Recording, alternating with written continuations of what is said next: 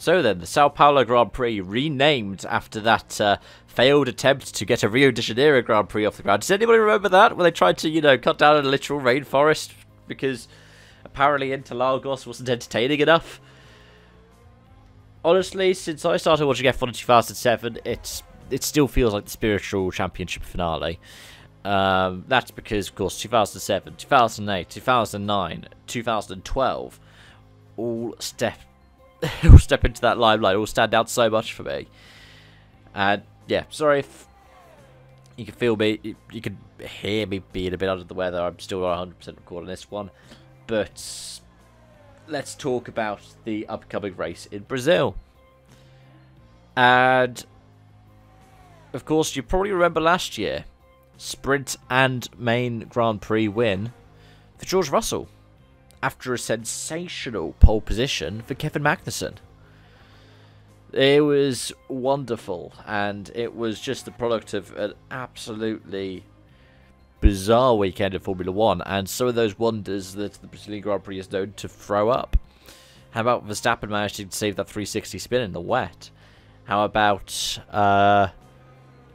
the surprise win for Fisichella in 2003, and all of those things that happened in torrential downpour? How about his Zach Glock? How about Vettel colliding with Bruno Senna and essentially doing a last two with the exhaust supposedly hanging off? It's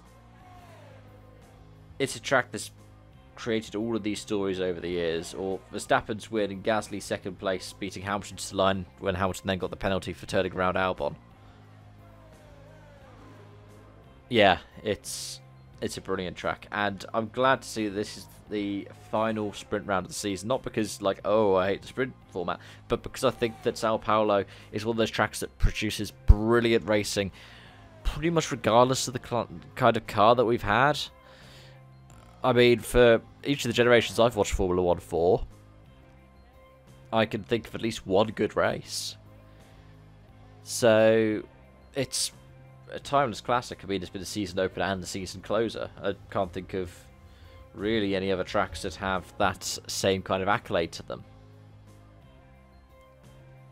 But yeah, well, actually, I don't know. Kyle Army does, but that's going even further back before my time.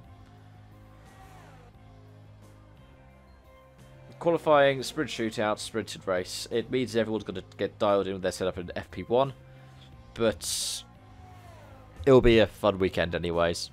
There'll be lots of action, lots of different racing, maybe a few crashes here and there.